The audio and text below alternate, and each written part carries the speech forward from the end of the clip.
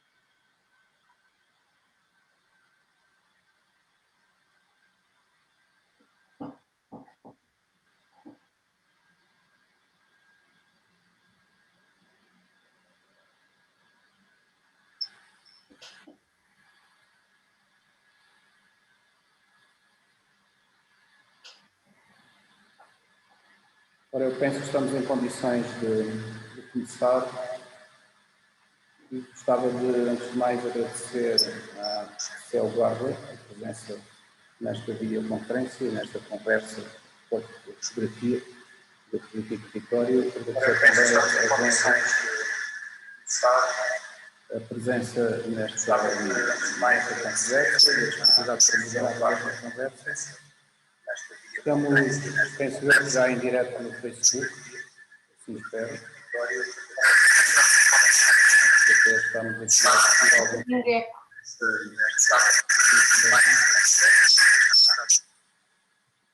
Sinal que estamos a...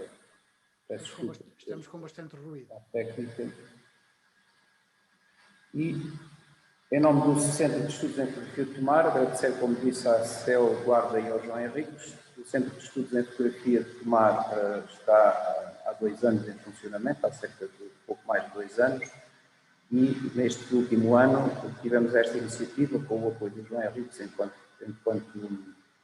programador, e organizaram um primeiro ciclo em fotografia de território, que comporta um conjunto de exposições, um conjunto de conferências e que eventualmente irá também promover a realização de uma residência fotográfica em fotografia de território disponível para a participação de estudantes de fotografia e de outras pessoas, fotógrafos ou outras pessoas que aqui queiram estar connosco.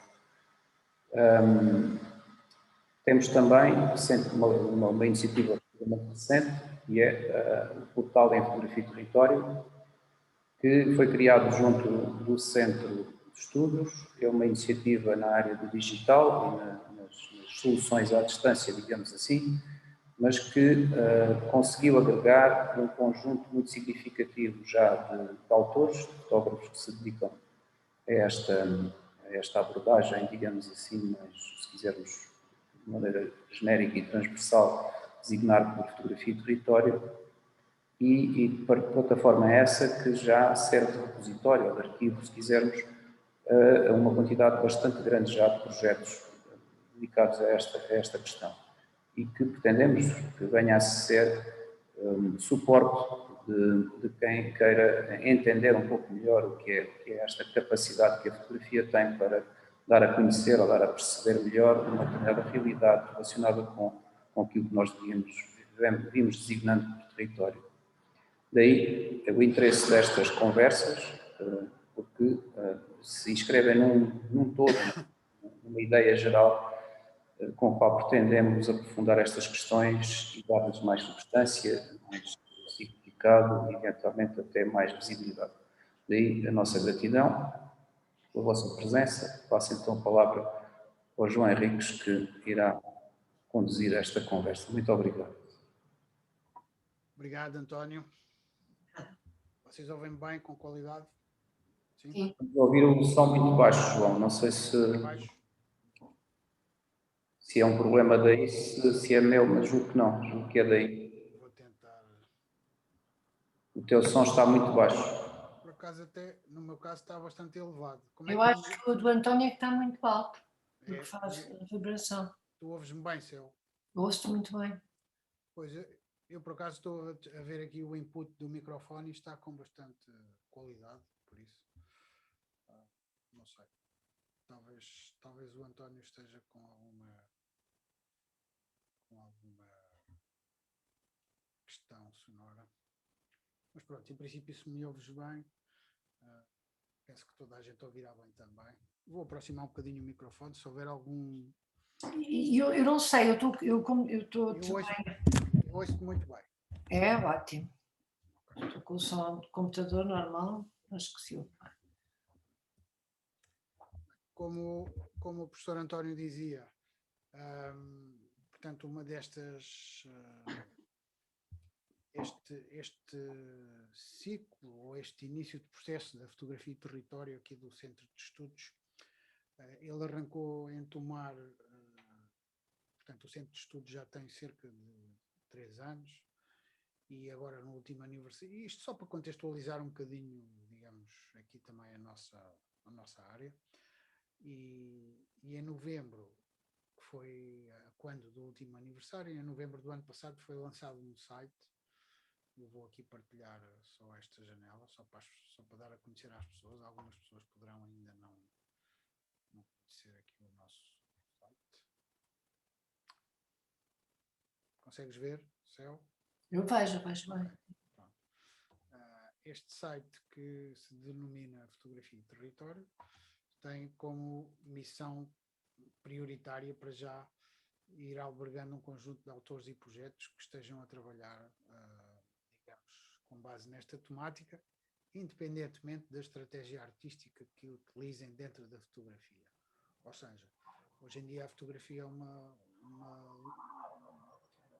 pluralidade de abordagens e de de retóricas e de formas de usar Oh, os... João, desculpa estar a interromper, mas está aqui a referência de várias pessoas ao facto do teu som estar muito baixo e haver muita dificuldade em ouvir. Não é só daqui do meu, mas parece que outro problema está a acontecer. Deve haver aí um problema. Eu já tenho isto no máximo, mas vou tentar. Vou parar aqui a... Deve haver aí um problema. Eu já tenho isto no máximo. Ok, agora está no máximo. Agora está bom. Tá? Pronto. Agora ouviu-se bem, João. Ok, pronto. Obrigado, António. Vou voltar aqui um bocadinho à partilha, só para contextualizar um pouco mais aqui o nosso processo.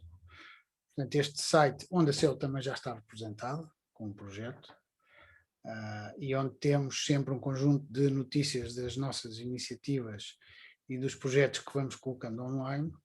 Portanto, como eu ia dizendo, vamos tentar aqui construir um repositório e uma base de dados muito interessante, não só do presente, como do passado. Aliás, os projetos fotográficos vão surgindo paulatinamente ao longo do tempo. Temos aqui muitas coisas desta década e já deste século, mas ainda não temos do século passado, não é?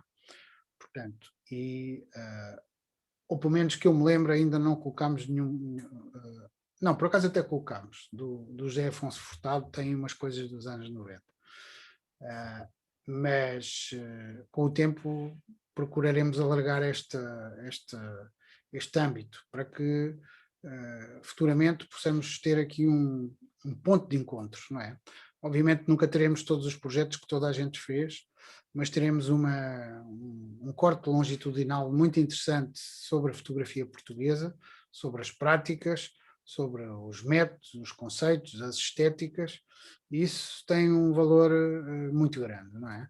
Portanto, hoje não temos uma Fototeca Nacional, temos um Centro Português de Fotografia, mas que ainda não tem como âmbito ou missão esta parte de abarcar a fotografia portuguesa, e nós decidimos lançar esta iniciativa. Isto era um sonho do professor António Ventura, que se concretizou, já um sonho antigo, que se concretizou agora, e que queremos vir a enriquecer ainda mais. Eu vou deixar aqui já a página da SEO, depois havemos de voltar a ela.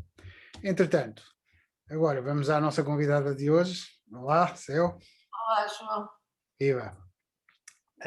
A SEO é uma presença de longa data já na fotografia portuguesa, não é? Eu andava na universidade, em Évora, em 1980, e já a SEO fotografava no Independente, porque eu comprava o jornal, não é? Talvez a partir de 88, não é? Finais de anos 80. 89. Exato, finais dos anos 80. Eu comecei a comprar o Independente, primeiro comprava o Expresso e depois comecei a comprar o Independente, e então comecei a ter acesso a toda uma série de... Curiosamente, comprei a minha primeira máquina em 1990, com o meu primeiro ordenado, motivado seguramente por coisas que ia vendo no Independente e na capa. Ou seja, na altura a fotografia, penso que enfim, todos temos a nossa história pessoal. A fotografia mexeu bastante comigo. Eu tinha 20 ou 21 anos, volto a dizer, o meu primeiro ordenado foi para comprar uma máquina fotográfica, integralmente em segunda mão. E por isso temos hoje aqui a SEO com um percurso riquíssimo, do qual vamos falar um pouco, desse percurso mais antigo, enfim, enquadrado em questões que ainda são contemporâneas. Ou seja, vamos procurar enquadrar o percurso da SEO nas questões da fotografia, naquelas que sempre foram, que já não são ou que ainda virão a ser, numa perspectiva de tentarmos perceber o passado, um pouco do passado, do presente e do futuro, até porque a SEO esteve em vários papéis, e está, não é? Esteve enquanto fotógrafa, digamos, enfim, eu vou colocar alguns rótulos e tu dizes-me quais não são corretos.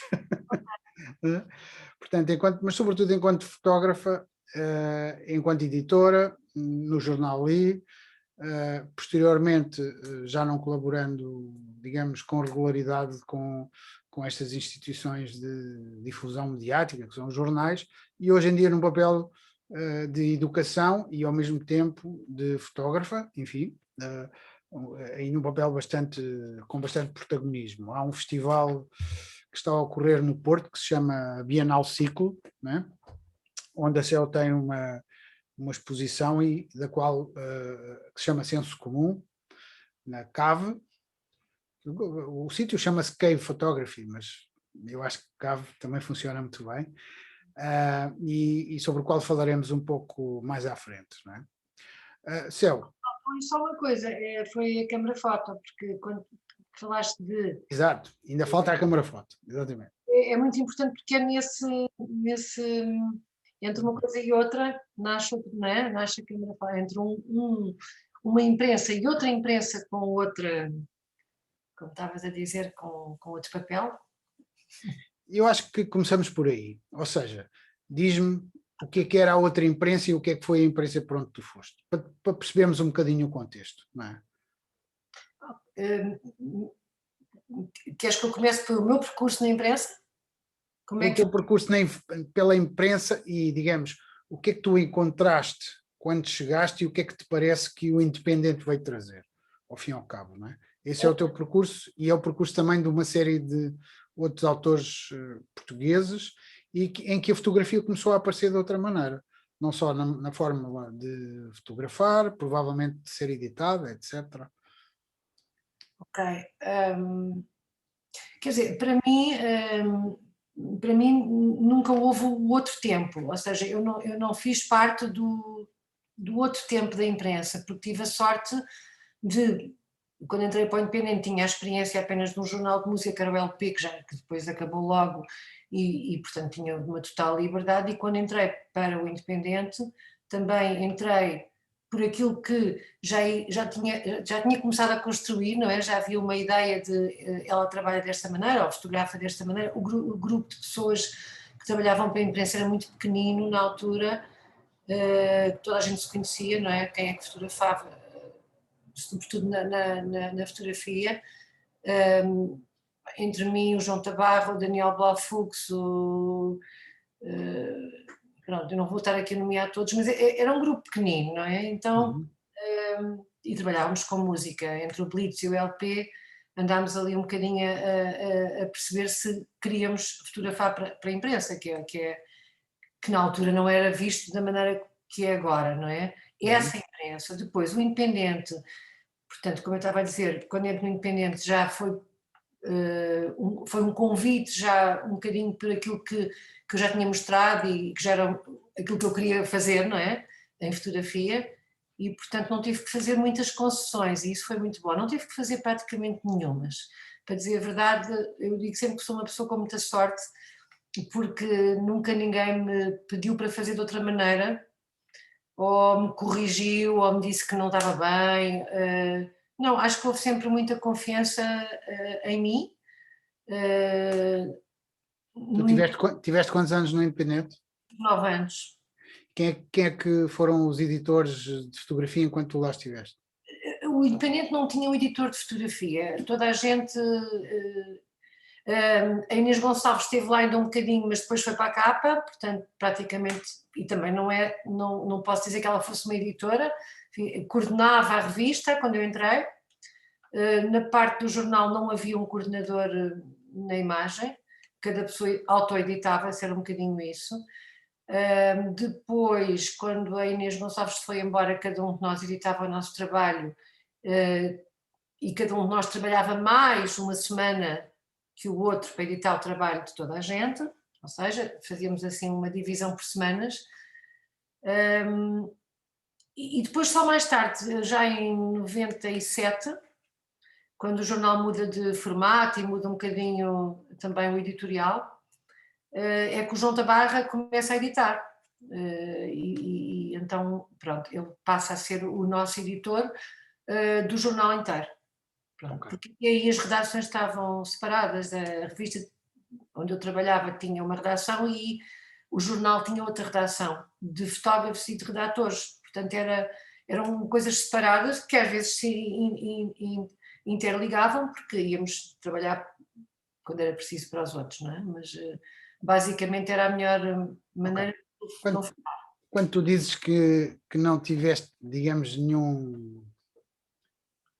nenhuma compressão ou, digamos, que tiveste uma certa liberdade, tu comparas isso com o que se passava, digamos, nas outras redações, nos outros jornais? Ou seja, de facto, Comparo. o esquema de trabalho era completamente diferente. Era completamente diferente, exatamente. Pelo que eu sei, não é que eu soubesse muito na altura, soube até mais a posteriori, porque soube já, quando já estava integrada naquele jornal, é que percebi como é que os outros funcionavam, não é? Porque quando entrei para ali, sei lá, eu era uma pessoa muito volátil, que tanto podia estar ali como no outro lado qualquer, e portanto não tinha conhecimento nenhum, não sabia o que era trabalhar na imprensa, na verdade não percebia muito como é que funcionava, qual era a estrutura, não é, de uma redação, porque também aquela redação era completamente diferente. Então, o que é que eu percebi mais tarde? Que toda a gente se queixava muito porque tinha que fazer de outra maneira e estava sempre a ser encaminhada para uma estética já vigente, não é? Que era a estética mais ligada ao expresso. Como é que defines essa estética em termos de retórica visual? Se é que consegues, enfim, se é que consegues em 2 ou 3 linhas falar sobre isso. Como é que eu defino? Como é que eu defino hoje? Naquela altura, não. Claro. Como é que eu defino hoje? Na altura era tudo o que não me interessava. Hoje vejo as coisas, obviamente, de outra maneira e aprendi muita coisa. Percebi que aquela estética, não sei se lhe posso chamar estética, mas aquela linha editorial visual era muito ligada à reportagem, com todas as técnicas e tiques daquilo que se faz visualmente em reportagem fotográfica, e eu queria mais. Eu acho que o grupo com que eu trabalhei queria que na imprensa coubessem outras coisas, sobretudo a nível do retrato. Acho que esta é a grande diferença. Acho que o retrato foi muito, muito trabalhado por nós. Acho que foi aí que houve a grande ruptura, foi a nível da inclusão muito rebuscada do retrato, ou muito trabalhada no retrato, que eu acho que eu não vi antes, nem vi durante, vi depois com o público, sim, um bocadinho essa resolução de, espera aí, num jornal não há só reportagem, até porque a reportagem depois até acabou, não é? As pessoas deixaram de ir para fora porque não havia dinheiro, mas pronto, nos anos 90 havia, e portanto todos nós fizemos reportagem, mas até a própria maneira, a própria estética dessa reportagem era diferente.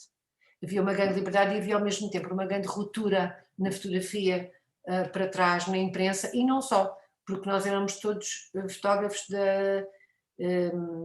enfim, éramos todos fotógrafos que queríamos romper com a fotografia que se via em Portugal, na imprensa, e também, não só em Portugal, obviamente, mas nós na altura não tínhamos tanto conhecimento do que é que se fazia para além da América, da França e Espanha. Acho que eram assim, Inglaterra, pronto, eram assim 4, não sabíamos muito mais do que isto. E vocês não terão ganho algum rótulo de fotojornalistas armados em artistas? Sim, ganhámos também. Esse rótulo foi engraçado, até um rótulo engraçada, porque era um bocado. É claro que quando dizes isso era pejorativo na altura, não é? Mas sim, era como nos rotulavam, tipo, lá vêm estes. Bem, Não sei se nos chamavam fotojornalistas, eu não sei, porque na altura esse termo não era usado. claro. Note-se que quer tu, quer o João Tabarra, quer o Daniel Blaufuchs fizeram um pivô, digamos, de estarem inseridos num jornal, num editorial, enfim, numa linha de reportagem, que obviamente tem a conotação do fotógrafo. Muito pouco, o Daniel só teve um ano no Independente e depois foi-se embora, não é? Nunca mais foi à imprensa, ele não tem nada a ver com isto. Claro, mas houve um conjunto de fotógrafos e de autores, não só do Independente, mas outros, o Augusto Brásio, a Luísa Ferreira, o Walter Vinagre, que passaram também pela imprensa, de alguma maneira, mesmo que não tivessem o rótulo de fotojornalista, depois fizeram o pivô para outra prática. O Álvaro Rosendo, estamos a esquecer também. Exatamente, o Álvaro Rosendo, sem dúvida. E o que eu gostava era que se contextualizasse não só essa prática, porque é que tu quiseste fazer uma cisão com o que estava a ser feito e para onde é que se foi a seguir, ou seja, no fundo, não é só, digamos, o percurso histórico da tua carreira, mas também o percurso conceptual de toda esta história. Porquê? Porque tu és um elemento central desta história, na verdade. Ou seja, porque, digamos, de alguma forma, estás perante o passado, queres efetuar outra prática, já falaste um pouco sobre isso, sobretudo ao nível do retrato, e depois há um conjunto de questões que sucedem, não só em Portugal, mas em todo o lado, que faz com que um conjunto de autores faça o pivô para outra forma de fazer fotografia, através dos jornais. Portanto, se puderes, contextualiza e dá corpo a esta ideia, porque parece-me que ela é bastante interessante, não é? Olha, eu penso que este grupo de pessoas que estamos aqui a falar e outras que não conseguimos falar de todas, mas penso que estes fotógrafos nesta fase, no meio dos anos 80, final dos anos 80, quiseram fazer essa ruptura. Eram fotógrafos muito ligados ao aspecto artístico. Toda a gente estava ligada muito pela escola Arco também, porque toda a gente passou por lá. Eu acho que a Arco teve uma grande importância no desenvolvimento destas ideias novas que apareceram nessa altura. Mas também, eu por exemplo, passo pelo Arco, mas depois é as belas artes é que determinam aquilo que eu quero fazer, porque eu vou para a pintura e, portanto, estou ali no meio dos dois mundos. Ou será que era o mesmo mundo, não é? Eu se calhar achava que as duas coisas podiam estar ligadas, e o que vimos mais tarde também é que a ilustração veio em força para dentro dos jornais também. A ilustração, os urban sketchers vieram integrar as redações, porque não pode ser só, não tem que ser só uma linguagem, não é? A linguagem gráfica não é a única possível. Antes de haver a fotografia na imprensa, havia ilustração, não é? Nem sequer... E ela voltou nessa altura, eu acho que voltou de uma maneira brilhante, ok? Sim, concordo contigo. A fotografia aqui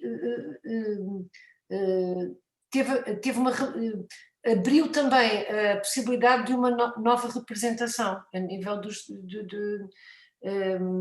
uma nova representação, tal como tudo o resto, todas as expressões visuais, não é? Portanto, só havia uma hipótese. Vamos abrir todas as expressões visuais que tenham cabimento e que tenham tempo de ser feitas para um meio de imprensa, porque há um tempo, não é? Não se pode propriamente demorar muito tempo, a não ser nas revistas mensais. E a fotografia apanhou talvez essa nova explosão de ideias para também quebrar aquilo que era a única maneira. Ok. Que eu acho que era mesmo... Aliás, nem era a única maneira, porque ainda havia outra maneira ainda mais obsoleta na altura, que eram também aqueles desgraçados, que eu digo desgraçados, porque eram aqueles fotógrafos que não tinham nome nem cara, eram pessoas absolutamente invisíveis, não é? Não só pelo trabalho, mas elas próprias gostavam de ser invisíveis, elas não tinham escola, muitas delas, a escola fez-se dentro dos próprios jornais, não tinham, quando eu digo não ter escola, é não ter opções estéticas. Não Ok. É isso. E, portanto, acho que nesta altura todas as pessoas que entram nessa imprensa, o Augusto Drásio também mais tarde, no DNA, vêm com novas propostas, porque todos trazem uma escola teórica e prática diferentes, todos nós vimos de escolas diferentes e de faculdades diferentes, mas com novas propostas, e se não fosse, e na altura a imprensa era o grande... toda a gente se interessava, a imprensa era uma maneira de mostrar mais, não havia livros de fotografia, como sabemos, em Portugal, Claro. era muito difícil fazer e comprar, havia feitos fora, claro, e comprávamos e gastávamos imenso dinheiro nisso, mas não havia a possibilidade de os fazer, não é como há agora, nem que seja um livro de autor, e portanto eram 2 jornais, ou eram 3 jornais, ou depois veio a capa e depois aí também se abriram novos caminhos. Todos que viveram essa época dos anos 90 conheceram, não é? Depois houve mais coisas. Claro. Tu achas que alguma dessa, entre aspas, eu vou-lhe chamar dessa prática, sobrevive hoje em dia nos jornais contemporâneos? Eu não estou muito a par hoje em dia, quer dizer... Sim, mas do que vais vendo, Sim, do que vou vendo acho que não sobreviveu, voltou tudo muito para trás, até porque falo com algumas pessoas ainda, não é? Que lá trabalham nos nossos jornais portugueses, nas nossas revistas. Acho que é muito difícil trabalhar, até porque agora há aquelas pools, não é? Há um grupo de fotógrafos que trabalha para todos os jornais e revistas desse grupo, certo? Ok. Tem uma pool, todos trabalham para tudo, Okay. não é? Aquela ideia que para mim foi aquilo que eu disse há pouco, de termos uma redação só para a revista do Independente, é um luxo. Era um luxo, porquê? Porque podíamos pensar, ter ideias, propor ideias. Ou seja, tinham tempo para desenvolver os trabalhos. E eu acho que isso é exatamente o mais importante nesta história da imprensa, é que deixou de haver esse tempo para conceber, para pensar, pelo menos falando com alguns amigos que tenho na imprensa ainda, e eles não têm o tempo que gostariam de ter para pensar em fotografia, não é? E aquilo torna-se depois uma prática quase copy-paste, não é? Ontem foi assim e hoje é igual, só que o tema é outro. Claro, ou seja... É tudo o que não é desejável, não é? E digamos, a necessidade de produção de conteúdos visuais acelerou tanto que nem há tempo, se calhar, nem há tempo, nem dinheiro para, digamos... Haveria, se houvesse uma vontade, se houvesse para já uma educação visual que nós ainda não temos, que devia nascer logo na escola primária, é o que eu acho, é que essa educação visual não existe muito em Portugal, nós não temos, nós damos prioridade à escrita, à literatura, e acho muito bem que seja uma prioridade, mas acho que a educação visual é uma lacuna em Portugal. Continuo a achar que deve começar na infância, não é? Se compararmos com o resto da Europa, porque acho que agora que conheço bastante bem, ou conheço um bocadinho melhor essas questões do ensino, acho que nós temos este buraco que não, as pessoas não chegam, por exemplo, saem do ensino secundário sem saber dizer o nome de um fotógrafo, nem de um pintor, quanto mais de um fotógrafo português. E isto é muito triste para mim, é perceber que pergunto, digam-me o nome de um fotógrafo português. Não, as pessoas não sabem. E de um pintor, mas não sabem.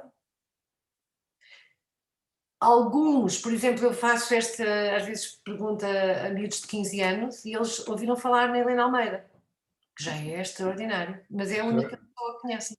É extraordinário. Eu há dias insurgi-me num post que eu acho que tu também viste, aqui no Facebook, por causa de umas imagens que alguém editou sobre imagens icónicas de Portugal, não é? E que de facto a única imagem icónica para mim era a imagem da Helena Almeida.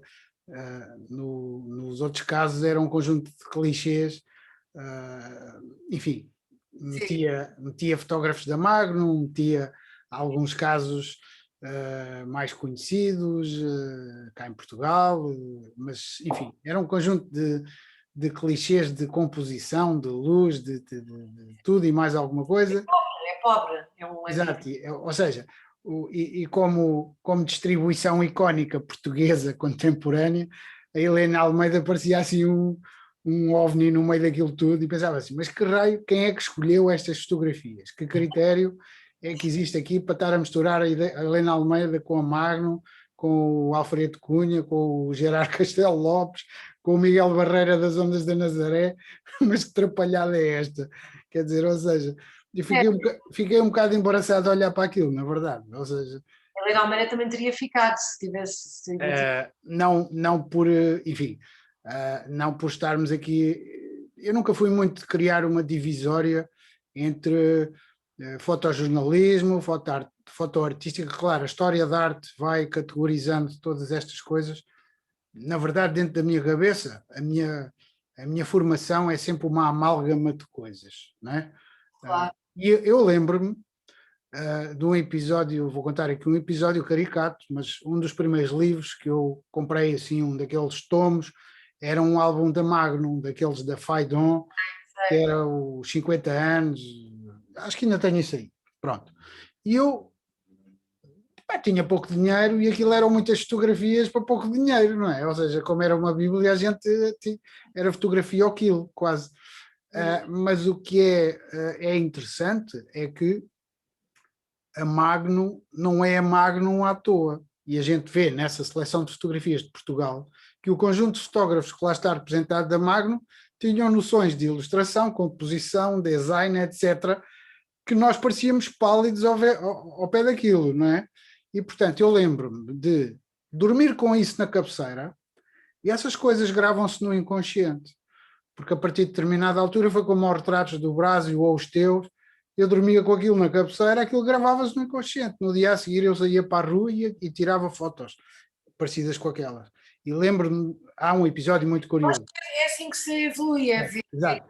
Há um episódio muito curioso que eu vou fotografar um concerto, porque em determinada altura fotografei jazz e tiro umas fotos que eu estava super orgulhoso daquilo, assim mesmo, pá, pá, pá. Porque tinha o backstage e não sei o quê. E entretanto recebi um disco francês, alguém me deu um disco de um músico francês, daquele tipo do acordeão, o Richard, qualquer coisa, não me lembro. E quem é que era o fotógrafo? E o disco tinha, o CD tinha um livrinho lá dentro de fotografias, umas 10 ou 12. E eu vejo as fotografias de uma ponta à outra e digo assim, caramba, isto parecem as minhas fotografias. Eu estou orgulhoso. Eu vou ver no fim, sabes quem é que era o fotógrafo? Era o Guy Rec. Ok. Da Magnum, não é? E aí caiu uma ficha. Eu digo assim, diabo, então no fundo eu andava, digamos, a criar digamos, uma retórica em torno Nós de uma também temos as pessoas num patamar que às vezes é um patamar imaginário, não é? Quer dizer, Não, os mais novos, que estamos a começar. escuta, eu é que me estou a pôr em bicos dos pés, na verdade, porque na altura eu pensava que não sei o quê, que tinha uma estética, que tinha uma linguagem, eu estava no princípio, quer dizer, era um bocadinho pretencioso, mas na verdade eu andava a emular uma técnica, não é? E que tinha visto já, ou seja... Eu acho que toda a gente fez isso. Toda a gente fez isso, ou seja... Eu acho que isso é uma... eu não vou dizer que é o mesmo que fazer um ditado, porque um ditado é para aprender a escrever, mas eu acho que o ver e mimetizar um pouco do que vemos é muito importante para a fase de aprendizagem. Sem dúvida. Na linguagem visual, aliás, noutra qualquer, tu aprendes a andar a copiar, tu aprendes a escrever a copiar, tu aprendes a fotografar e a pintar, a imitar. Ou então, até nem estás a imitar, porque já viste e já estás a representar com uma imagem inconsciente na tua cabeça também, não é? Ou seja, representam o mundo da maneira delas, que tem nada a ver, não é? Claro. É uma representação, mas já há imagens. Claro. Eu lembro-me de ir ao Museu Picasso em Barcelona, há um museu dele em Barcelona, não é? Uhum. E os primeiros 20 ou 25 anos da carreira dele não havia cubismo nenhum. Ou seja, e as pinturas dele não tinham um cunho que tu hoje em dia dizias, isto é Picasso. Uhum. Não podias dizer isso. É a primeira fase dele, que é a azul e cor-de-rosa, que não tem nada. Exatamente, a fase azul, exatamente. Tem várias fases, ele é um Bowie da pintura, quer dizer, ele teve sempre a transformar o seu trabalho, não é? Exatamente. A partir de determinada altura, e que eu penso que é isso que acontece com toda a gente, a técnica já está de tal forma enraizada que a partir daí é que começa a surgir uma assinatura, enfim, estética, se é que isso existe, sobretudo na pintura, não é? Na fotografia também, quem o procura, não é? Não sei se é o teu caso, não me parece ser, porque tu não tens um apego formal muito definido, ou seja, não tens uma assinatura tipo muito marcante, tipo, sei lá, o Jorge Molder ou o Paulo Nosolino, ou uma Não, coisa. porque há pessoas que fizeram sempre, que desenvolveram sempre o seu trabalho da mesma maneira. Exato. Eu é por épocas, não é? Eu tenho desenvolvimento, o meu trabalho foi por épocas, nos anos 80 era uma coisa, nos anos 90 passa a ser outra, Claro. e depois neste século passa a ser outra, e depois começa a misturá-los, que é o que eu faço agora, que é o que mais me apraz agora, é poder misturar e ter essa liberdade de, mas porque é que eu tenho que ficar ligada a uma estética? Claro. Eu gosto de várias, não é? E tu consegues identificar nas tuas linhas que estéticas é que foram essas pelas quais passaste, assim numa pincelada? A mim própria, o meu trabalho. Só para ficarmos a conhecer um pouco mais dessa. Se calhar eu no princípio interessava-me por um pouco do cotidiano, de fotografar os meus amigos. Eu comecei por fotografar os meus amigos. Eu, quando estava no arco, eu só me interessava pelos meus amigos. O resto, e depois fui para Paris, estive lá uns 9 meses, 8 ou 9 meses, e nesses 8 ou 9 meses o que me interessava era momentos que estavam a acontecer com as pessoas que eu estava a conhecer, porque era muito nova e aquilo era a base da minha vida, fotografar aquelas pessoas, não é? Depois, mais tarde, começo a me interessar por música, passo a ser uma groupie, portanto vou atrás das bandas de rock, para todo o lado. Isto ainda, obviamente, não era profissional, não é? Isto é o que me interessa no início. Em simultâneo estou a estudar pintura e audiovisuais nas belas artes, e aí começo a descobrir outras maneiras de trabalhar, e vou muito para a estética do cinema, começo a me interessar ali, aplicar alguma estética do cinema que estou a ver nessa altura, não é? Jarmusch, pronto, começo a entrar nessa lógica, nessa estética jarmuschiana, que é do No Future, ainda um bocadinho, ao mesmo tempo do pós-punk, não é? Daquele meio dos anos 80. Claro. E eu fotografia nessa altura, e hoje olho para essas imagens e elas têm uma carga desse tempo, são imagens que eu nunca mostro a ninguém, são imagens que ficaram só para mim. São muito datadas. São maravilhosas, eu agora olho para elas como se não fossem minhas e digo, eu gosto muito disto. Já ganhaste distanciamento, não é? É muito genuíno, eu gosto muito desse lado genuíno. Depois, obviamente, começas a ter mais autocensura para fazer uma série de coisas, não é? Depois, há uma coisa importante, é que eu estive sempre muito ligada à ideia de eu quero fotografar pessoas. As pessoas é que me interessam, nada me interessa mais do que as pessoas e o lado íntimo das pessoas, isso é que me interessa. Depois, obviamente, cheguei ao século XXI e disse, mas eu nunca fotografei paisagem, praticamente, eu nunca estive ligada à paisagem, a não ser que ela estivesse ligada às pessoas. Ok. Então descubro a paisagem, já neste século, que era para mim uma coisa impossível, porque eu disse, mas eu não consigo fotografar paisagem, porque eu só fico a contemplar, aquilo é muito bom, eu vejo de vez em quando, estou a falar de paisagem natural, não urbana, nem... só da paisagem natural, descubro no princípio do século, porque aquilo que chamamos de paisagem urbana estava muito presente na minha vida nos anos 90. As cidades era a coisa mais importante para mim. Exato. Se tivesse aqui o Álvaro Domingos, dava-nos já uma lição de paisagem, de urbanismo, de cidade e de natureza.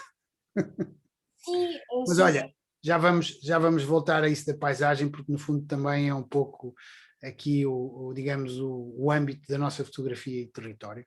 Vamos só um bocadinho passar pela tua parte enquanto editora, né? no jornal Li.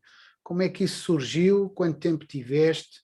Quais eram as funções e os desafios? Quem era a tua equipa? Como é que isso... Enfim, contextualiza-nos um pouco dessa história também.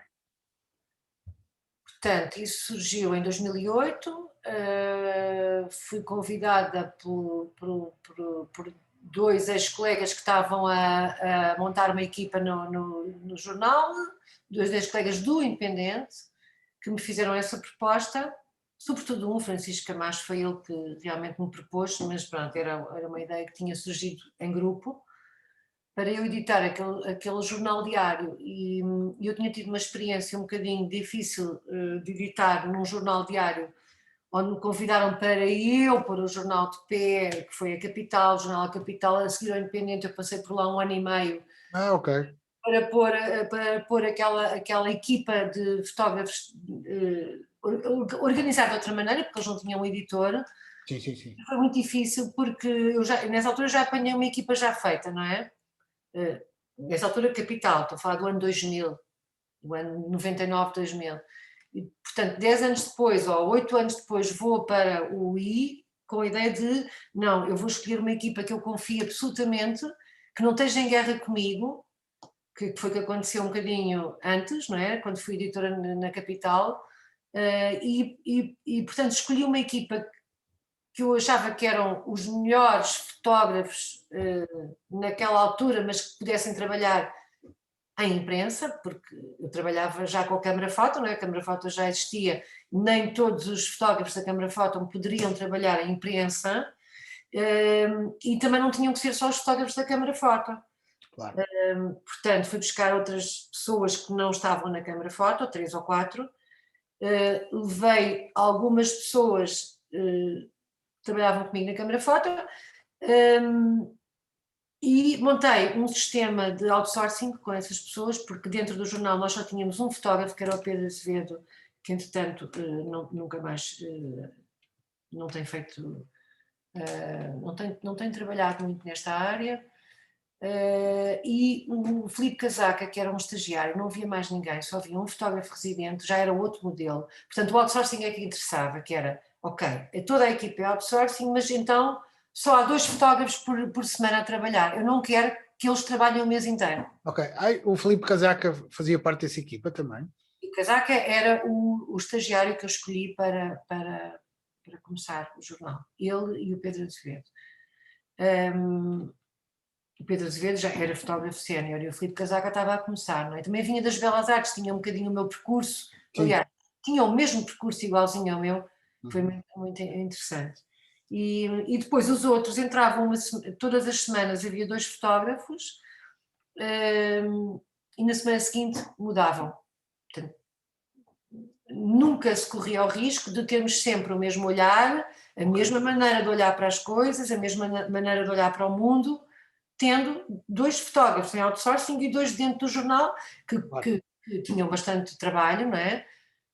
Mas o que eu decidi foi, ninguém faz mais do que 2 ou 3 trabalhos por dia, porque não é necessário, as pessoas não podem andar a correr, e mesmo esses 2 ou 3 trabalhos por dia eram planeados com antecedência para perceber qual deles é que queria fazer e qual deles é que poderia fazer de uma maneira mais pensada, mais refletida, e isso foi sempre a minha batalha, é fazer um jornal, sim, com pessoas que consigam pensar em fotografia, que discutam fotografia e em quem eu confio. Claro. Quem é que era a malta da câmara foto que estava contigo? A malta da câmara foto que estava comigo, vou ver se não me esqueço de nenhum, era o Martim Ramos, o Alexandre Almeida, a Sandra Rocha, o Guilherme Pazá, a Pauliana Pimentel. Deixa-me ver se não me esqueço de ninguém. Eram estes. Já não falta muitos, só falta o Walter, o Pedro Letria e o Pedro... Faltam muitos, havia o António Júlio Duarte. o António Júlio, mas claro. Sim, estava muito mais gente na altura. E depois tive a Dora Nogueira, que é uma pessoa que eu confio absolutamente, que acho que tem um trabalho magnífico. Já temos aqui um comentário dela no Facebook. Temos? Que giro. E ela já tinha feito parte da Câmara Foto, depois saiu e eu chamei-a para trabalhar connosco também no I. Okay. Até portanto, isto começa em 2008, o jornal sai em 2009 e em 2011 é o descalabro. Toda a gente vai. O que é que aconteceu? Epá, isso é uma questão tão complicada que eu demoraria 1 hora para te explicar o que é que aconteceu. Ok. começa por uma questão política e, portanto, nem sequer vou estar aqui a falar disso, não é? Ok. Pronto. Depois tu vais ver, né? Então, durou 2 anos, não é? Durou 3 anos, mais ou menos. 3 anos. Essa nossa equipa durou mais ou menos 3 anos. Ok. Sim, provavelmente levaste os valores que já terias levado para o independente, não é? E aprofundaste-os enquanto... Envolvidos, porque já tinha passado algum tempo. E aprofundaste-os enquanto fotógrafa, editora e enquanto outras pessoas. Enquanto fotógrafa, raramente fotografei, porque isso era outra premissa, eu não posso estar a pôr-me à frente dos fotógrafos, eles têm Claro, claro. Eu, claro. e o que eu quero é que o trabalho deles seja muito bom e que eu possa trabalhar o melhor possível e planear o melhor possível essa edição. Quais eram os desafios dessa edição? Era ser um diário, era o grande desafio, era poder ter bom trabalho todos os dias e ao mesmo tempo planear, enquanto estavam a trabalhar para o dia, já ter outros a trabalhar em portfólio para a semana seguinte, porque nós tínhamos sempre portfólios, não é? Não todos dos fotógrafos de outsourcing ou residentes, mas também coisas compradas, porque eu comprava muito, na altura comprava, tínhamos dinheiro para comprar portfólios, bem pagos, tudo era muito bem pago. Okay. Posso dizer que as pessoas eram bem pagas, eu era bem paga, os outros eram bem pagos e, portanto, acabou-se o dinheiro rapidamente e acabou por uma questão que eu acho que até é do conhecimento mais ou menos público, mas enfim. E hoje em dia dá-me ideia que isso já não é assim, ou seja, a questão do bom pagamento... Não, isso acabou. Ou seja, da prática fotojornalista como modo de vida não parece assim muito sustentável se não houver uma série de... Repara uma coisa, o I já foi num tempo em que já não havia trabalho bem pago no jornalismo. Ou seja, e não foi há muito tempo, foram 10 anos. Não é? Foi há 10 anos, sim, foi há 10 anos. Não foi há tanto tempo, mas já estava, essa prática já tinha começado. O que é que eu pensei? Não, eu só vou trabalhar num jornal que possa pagar bem às pessoas, senão eu não quero. Claro. Não quero. Muito que eu preciso, não quero. Aliás, quando não podíamos trabalhar todos, eu saí, não é? Saí porque queriam que eu despedisse os meus fotógrafos e eu disse não, se é para despedir os fotógrafos, sai também. E foi assim que aconteceu. Ou seja, dessa malta toda, acho que não sobrevive ninguém a fazer hoje em dia fotojornalismo, não é? Da câmara foto... Sobrevive um fotógrafo que é o Eduardo Martins, que eu acho que ele continua a trabalhar. Ok. Encontrei-o lá no Porto, que era um fotógrafo também da outsourcing, não da câmara foto, mas que era um dos nossos fotógrafos. Sim, ele sobrevive no foto, ele aliás depois foi-se embora para o estrangeiro. Pois deve haver uma margem muito pequena que continuou, obviamente abarcou o trabalho que ainda havia, o pouco trabalho, mas é uma questão de alguma teimosia, de alguma persistência, não é?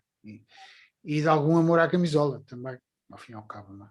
Mas não sei se o amor à camisola é uma coisa que eu tenho muitas dúvidas. O que acontece é que as pessoas agora fazem projetos em freelance e depois tentam escoá-los, não é? Por exemplo, tu tens o João Pina, que também fez parte da Câmara Foto, nunca trabalhou para o I, obviamente, até porque ele sempre teve noutro patamar. Esse sim, eu penso que ele é um fotojornalista muito bem resolvido. Sim. Com um trabalho excelente e que trabalha para o New York Times e para outros jornais e para outras revistas. O João Pina fez 2 ou 3 coisas que mostrou que sabia o que é que estava a fazer e tinha capacidade para se autofinanciar antes de... Mas soube aproveitar esse financiamento. Soube aproveitar isso para continuar a fazer uma coisa que hoje em dia está praticamente extinta, não é? Ou seja, ele não é o fotojornalista normal, não é? Não, mas é assim... Anda a correr para 3 trabalhos por dia. Mas isso não tem que ser o normal. Isso claro, não tem que ser normal. Pode ser de outra maneira. Eu tenho muitas ideias sobre isso, pode ser de outra maneira. Há muitas possibilidades. Agora, o que não há é vontade nenhuma, porque, obviamente, com os smartphones, as pessoas...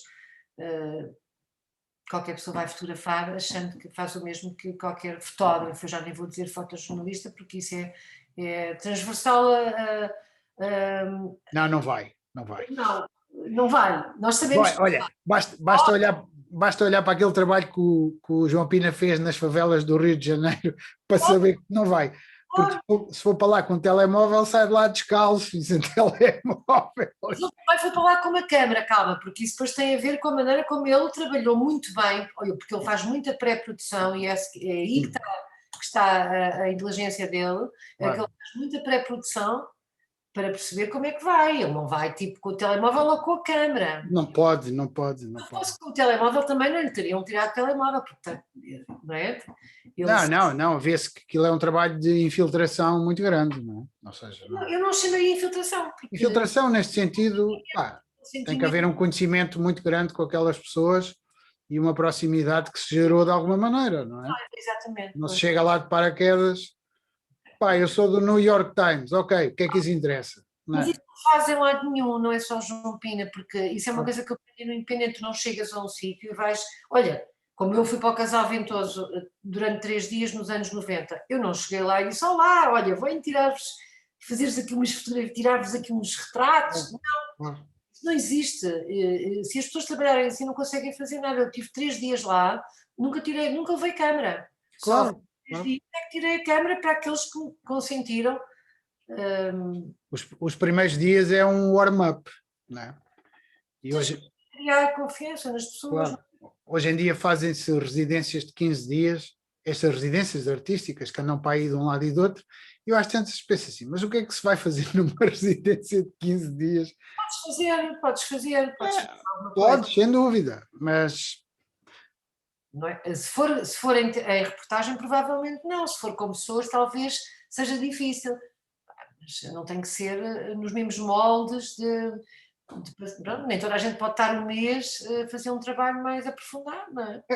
Mas muitas vezes na fotografia é esse trabalho aprofundado que também faz... ou seja, se é uma reportagem curta, 15 dias não é, se calhar já...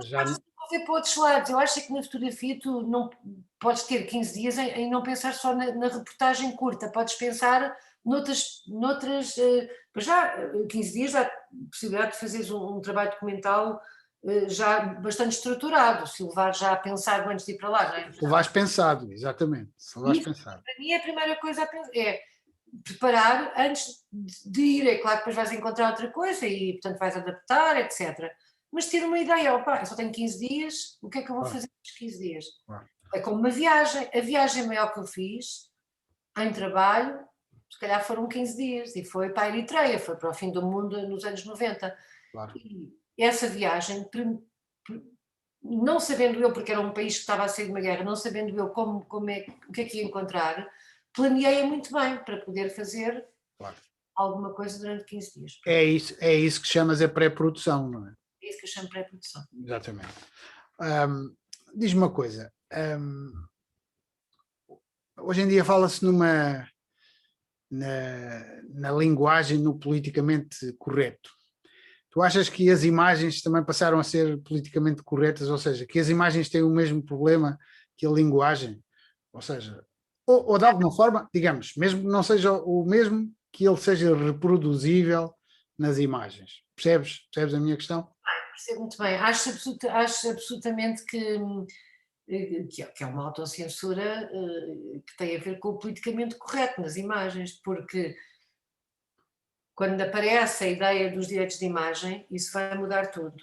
Por um lado é muito bom, por outro lado é muito, eu vou empregar a palavra castrador para qualquer produtor de imagens que não sejam de ficção.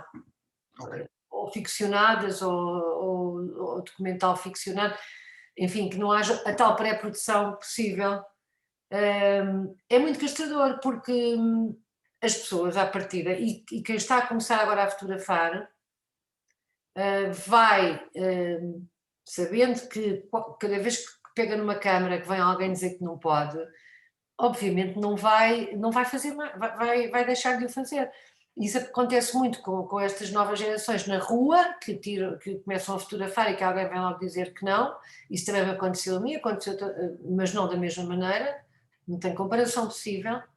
Raramente, tirando em Angola, raramente alguém me disse que não pode fotografar na rua, não é? E Angola há muitos anos, há 30 anos, porque agora não sei como é que é. Mesmo no estrangeiro também, pronto, quando as pessoas não querem, dizem não quero. É fácil. E tu não fazes, não é? Não precisamos de insistir. Isto no trabalho instantâneo, não é? Naquele que não pode estar não tens nenhuma relação com as pessoas.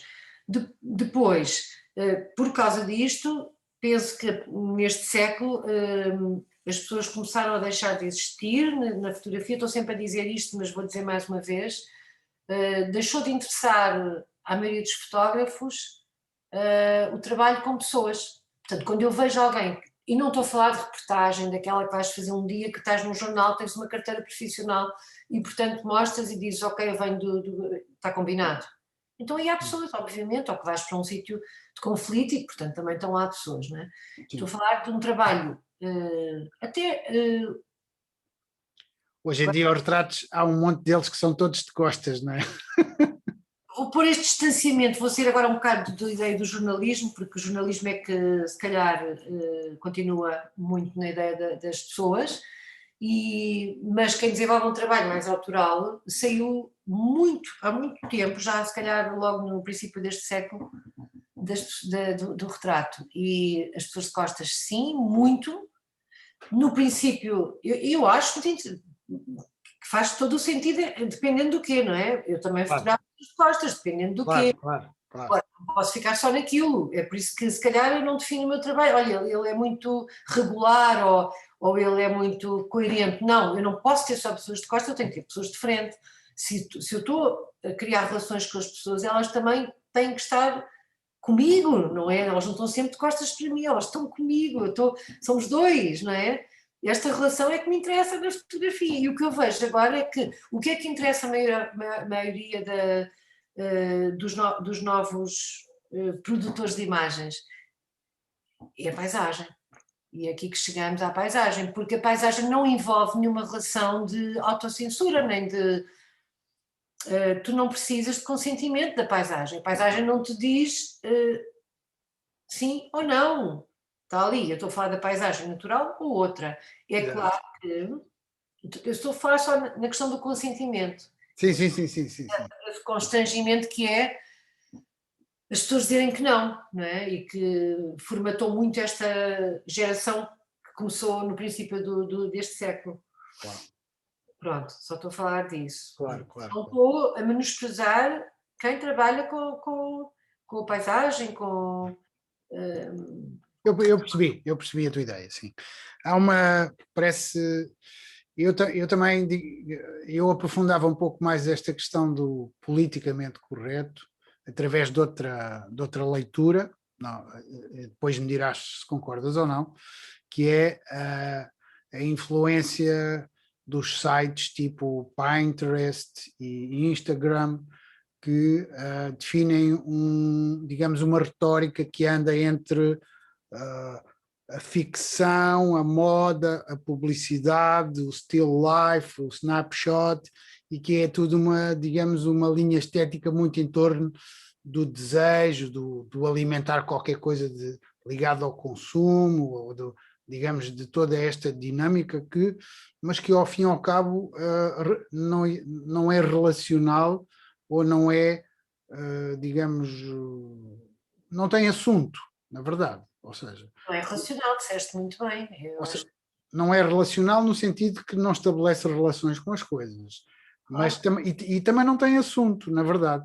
Ou seja, usa-se a paisagem, enfim, obviamente eu estou a falar de uma generalidade, teríamos que ir a leituras mais específicas, porque certamente haverá pessoas no Instagram e no Pinterest a fazer outras coisas, mas a questão é que estamos a falar de uma distribuição massiva e às vezes há uma coisa que está facilmente disponível e é massivamente distribuída, ela passa a ser norma, não é? Claro. Ou seja, não são as imagens da Céu ou do João Henriques que tenta fazer desta ou daquela maneira porque não têm distribuição massiva. Sim, claro, a norma é isso. As imagens que têm distribuição massiva estão à vista de toda a gente e essas são normativas. Mas isso, é? Sim, mas espera aí, porque é assim, dentro dessa distribuição massiva também depois podes agrupar, não é? tens as imagens dos famosos, não é? Das Kardashians deste mundo, depois tens os pratos, a alimentação passou a entrar, porquê? Por causa do smartphone, não é? O smartphone vem alterar tudo isto, e eu não tenho nada contra, atenção. Nada, claro. Dá um jeitão ter um smartphone. Dá um jeitão, é ótimo, é rápido, não tens que pensar muito na parte técnica, etc. Mas, é o que tu dizes, massificou a imagem porque também democratizou o mundo da fotografia, não é? Qualquer pessoa pode fotografar, não é? E pôr no Instagram, e pôr no Pinterest, ou no de qualquer. Mas isso é a vida do século XX, tudo é complicado, não é só. As coisas são bilhões, trilhões, e nós já não temos qualquer controle sobre isso, não é? Eu, essa história do democratizou, eu não estou muito de acordo, sabes? Não. Democratizou porque toda a gente tem uma câmara, mas não democratizou o acesso à cultura visual, que era o mais importante. Não é? Isso só democratizou no acesso à câmara. Exato. Tal como as câmaras pequenas democratizaram o acesso à fotografia, não é? As câmaras digitais democratizaram antes do smartphone, também democratizaram o acesso à fotografia. Quem é que tinha uma câmara quando eu era criança? Muito pouca gente. Ou quando eu comecei a fotografar, muito pouca gente. Ninguém tinha uma câmara. Isto é extraordinário pensar que talvez nos anos 70, pronto, os pais tinham uma câmara rudimentar. O meu pai, por exemplo, gostava muito de fotografia, ia a concursos e tudo, e tinha uma câmera, uma Fuji, que depois peguei para aprender no ar com Fuji, não é? Automática, compacta, ainda hoje a tenho, não é? Agora, não existia, as pessoas não podiam fotografar. E eu reparo, por exemplo, que imagens é que eu tenho quando eu era criança? Muito poucas. Okay? Eu não tenho imagens de quando era criança, porque ninguém tinha uma câmera. Ok. O que eu estou a dizer é esta democratização no acesso a uma câmara fotográfica. Claro. Isso não significa nada em relação à cultura visual, claro que não. É como a Netflix ou como todas essas plataformas. Também, não sei se é um acesso à cultura visual, é um acesso a quase tudo. Eu acho que à produção e distribuição, que é um assunto interessante também, atenção, ou seja, tu nunca foste, no passado, tu nunca tiveste a possibilidade de produzir e distribuir com tanta rapidez o teu material, certo? Ou seja, tu chegas lá fora, tiras uma foto ou metes no Facebook, se tiveres, ou no Instagram, e automaticamente tens uma aprovação, entre aspas, imediata, e digamos, ou seja, e todos nós somos, digamos, necessitados de alguma forma de aprovação, pronto, ok, somos seres humanos, gostamos desta recompensa, e portanto inventou-se aqui um esquema que, aquilo que eu penso que pode existir é que a democratização virou monopólio, que há um conjunto de imagens que expulsa todas as outras, não é? Porque elas são tão rapidamente, digamos, apreciadas que tudo o resto sai desvalorizado por comparação, não é? Se eu vou pôr uma coisa das minhas, e enfim, eu não sou propriamente o fotógrafo conceptual, digamos daqueles chapados, nem tu nem eu, penso eu, mas é pá, as pessoas olham para aquilo e dizem, mas não, o que é isto? Isto não tem direito a likes. eu nem, por acaso eu não tenho Instagram, ou seja, tenho Instagram, mas não publico nada porque eu não consigo ser gestor de redes sociais, ou seja, as fotografias que tiro com o telemóvel era como tu fazias há uns anos, tiro aos meus amigos, guardo para recordação, para as minhas memórias, mas não tenho aquela coisa de andar sempre a publicar a toda a hora, tudo aquilo que vi, fotografei, comi, andei, isso enche-me completamente a paciência, ou seja, não só não... És fotógrafo, isso, porque essa realidade que estás a falar não é a realidade dos fotógrafos, é das pessoas que fotografam, é diferente, temos várias coisas, não é? Claro.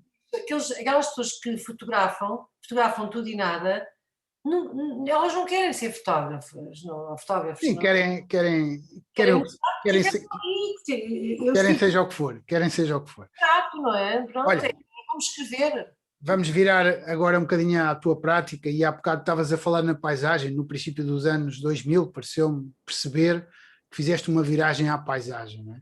Isso é interessante. Enfim, o conceito de paisagem, depois convidamos o Álvaro Domingos para destrinçar essas ideias todas, porque ele é fantástico nisso. Mas para já, a paisagem enquanto vista do território, porque é o que é, não é? Ou seja, a paisagem é um modo de ver que vem desde a pintura inglesa, sobretudo do século XVII, holandesa, e depois, digamos, da invenção da perspectiva, e, digamos, estamos agora na fotografia enquanto algo que a pintura deixou de fazer, entre aspas, digamos, de uma maneira em termos de história da arte, não é? Obviamente as pessoas ainda continuam a pintar paisagem de alguma forma, mas a pintura libertou-se dessa necessidade de representar, não é? E, digamos, das retóricas visuais da representação da paisagem, e hoje em dia nós usamos, digamos, essa paisagem. O que é que te chamou? Porque é que chegaste a esse lugar? Como é que estamos, não é? E eu vou aproveitar para, ao mesmo tempo, fazer uma partilha de ecrã enquanto tu vais falando, que é da tua série que temos aqui connosco. Pode ser? Pode ser. Ok. Assim, só para introduzir essa minha descoberta da paisagem na fotografia, é assim, durante os anos 90 eu se calhar não tinha tempo para contemplar. Eu acho que tem a ver... Estás a ver, não estás? Estou. Okay. Esse tempo não existia. Quando eu tinha tempo, eu gostava de ficar a olhar e dizia, eu nunca serei capaz de fotografar isto. Enquanto paisagem natural, eu vou continuar, estou só aqui a falar de paisagem natural para não falar daquilo que era o espaço urbano onde eu me movia mais. Ok. Pronto.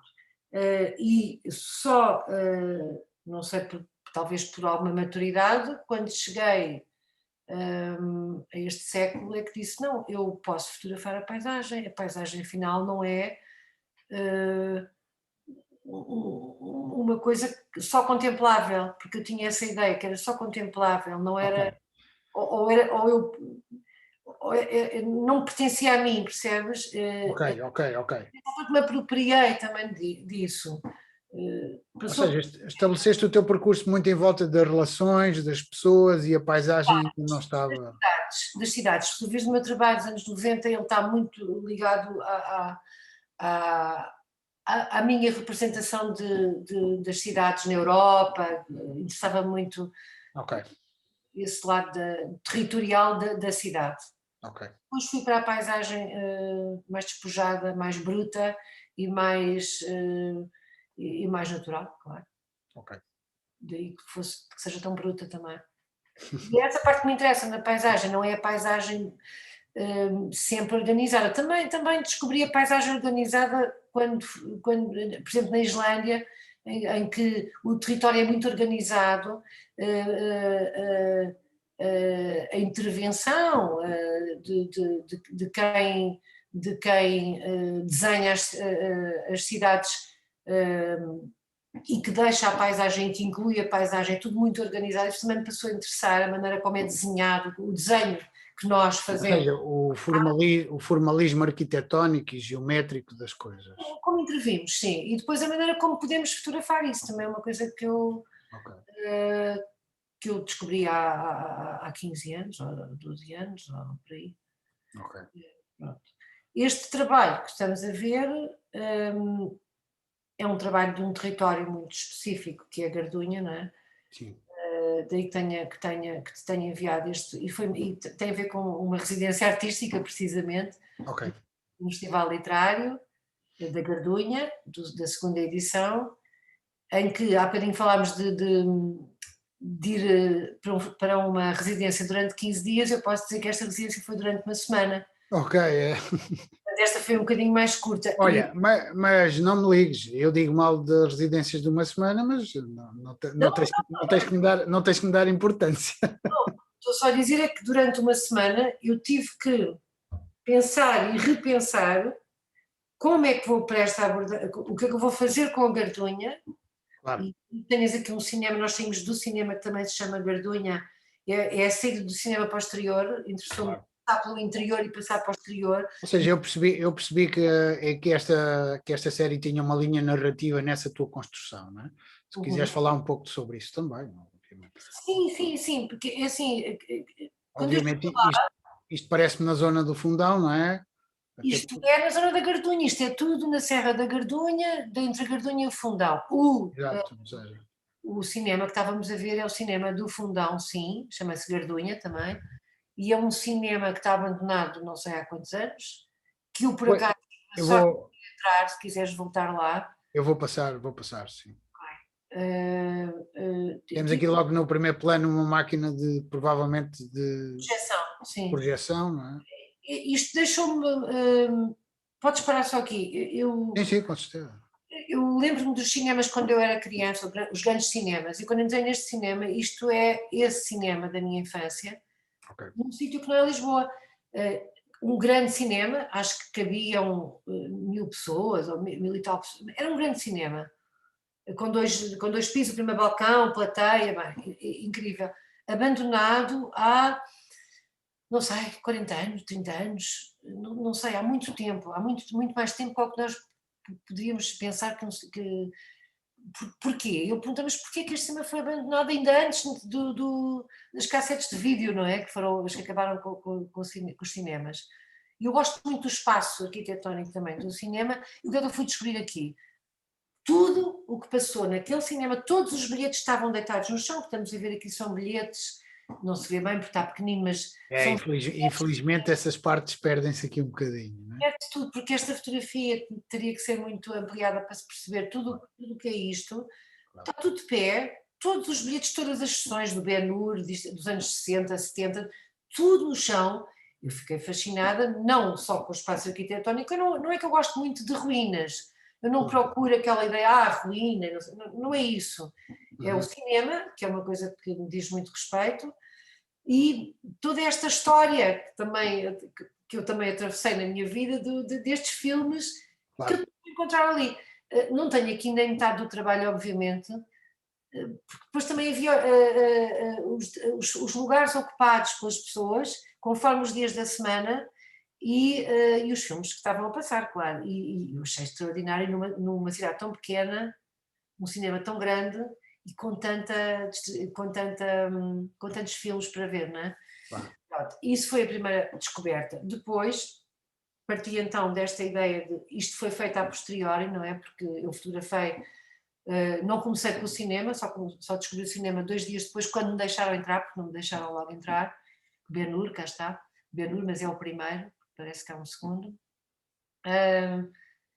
E depois resolvi trabalhar a edição já de dentro para fora, isso já foi a posteriori. O que é que aconteceu? Eu nunca tinha estado aqui, não é? Nesta zona mais do que se calhar 2 dias, e portanto permitiu-me, porque tive muitas ajudas, não é? Da parte do festival, permitiu-me explorar várias vertentes daquilo que chamam a Gardunha. E também ligá-las um pouco na minha cabeça à literatura, porque isto era um festival literário, ninguém me pediu para eu ligar à literatura, mas para mim tudo o que eu fiz está ligado à literatura. Mas isso é de qualquer maneira, tudo está ligado à literatura se quisermos, não é? Esta imagem é fantástica. E para mim isto é uma representação daquilo que eu encontrei e daquilo que poderíamos escrever sobre este local, esta zona, não é? Claro. Fundão Gardunha. Claro. Diz-me uma coisa, tens aí à mão algumas imagens que estás a mostrar agora do Senso Comum, lá no Porto? Tenho. Podemos conversar um pouco sobre isso? Podemos. Eu vou parar a minha partilha e passas tu a partilhar o ecrã. pôr o meu ecrã mais pequenino. Ir aqui.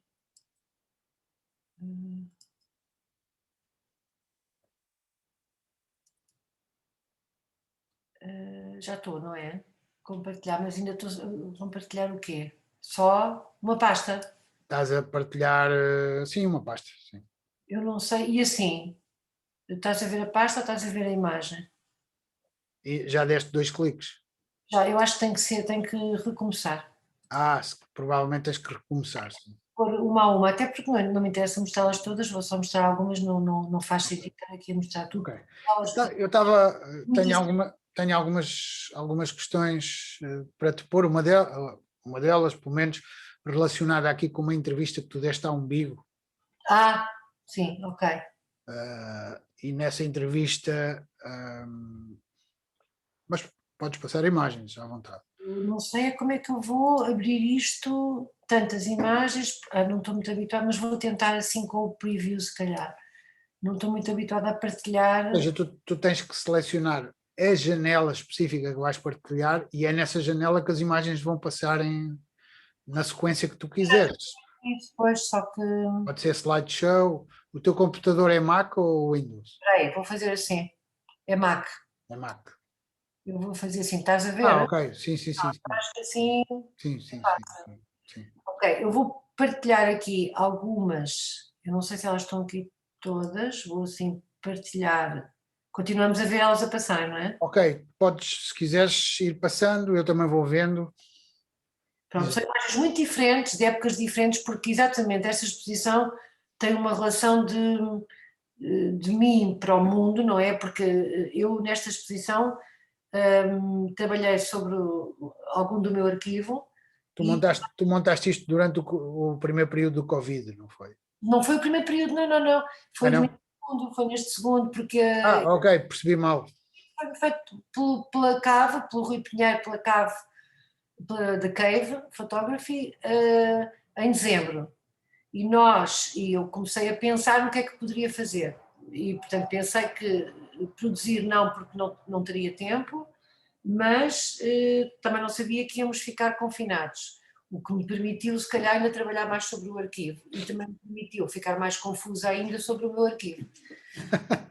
Os dois lados, tive o lado bom e mau, e portanto comecei por digitalizar as imagens de 3 ou 4 décadas para perceber o que é que me interessava e como é que eu criaria uma relação entre estas imagens que eu estava a escolher com o tema desta Bienal, porque o tema era um tema para nós termos em conta, obviamente. Claro. Mundo, não é? E aquilo que me acontece realmente, aquilo que acontece ao mundo, acontece-me a mim e aos outros todos, mas eu sinto se calhar mais que alguns dos outros. Sinto muito, porque sinto muito sempre tudo o que faço e tudo o que vivo, para mim é sempre Intenso. super intenso. É tão intenso que às vezes me destrói um bocado, mas depois volto logo, eu depois renasço dessa destruição. Mas eu acho que esta expressão é um bocadinho o espelho disso, volta atrás, volta à frente. É destruir uma parte daquilo que eu gosto de fazer, substituir por outra e depois voltar outra vez à mesma. Por isso é que quando olhamos para aqui, para estas imagens, esta aqui, é uma imagem que eu só descobri também agora, neste arquivo revisitado, porque eu não conhecia, e agradou-me bastante, porque é uma imagem dos anos 90, muito para trás, deve ter 30 anos esta imagem, é em Marrocos, eu nunca a tinha visto e portanto interessou-me, ou depois outras coisas completamente diferentes, Sim, o tal lado urbano que eu estava a falar há pouco, que era... desculpa, só para contextualizar as pessoas que nos estiverem a ver e que eventualmente nos irão ver, porque depois isto passa para o YouTube e para o nosso site, contextualiza um pouco que, digamos, isto é justamente, não é nenhum sítio específico, ou seja, digamos, é a tua história, a tua criação narrativa através dos lugares por onde foste passando. Se quiseres falar um pouco sobre isso. É assim, elas não estão por ordem. Claro. O local também não interessa. São sítios do mundo um bocado abstratos, podiam ser em vários lugares do planeta. Sim. O o que eu quis construir um bocadinho nesta minha abordagem para esta exposição foi essa impossibilidade que nós temos de perceber realmente os outros locais, de os compreender, de compreender a cultura, naquela nossa abordagem rápida, porque são locais de passagem, não é? Estás lá 15 dias ou uma Sim, semana, sim, sim.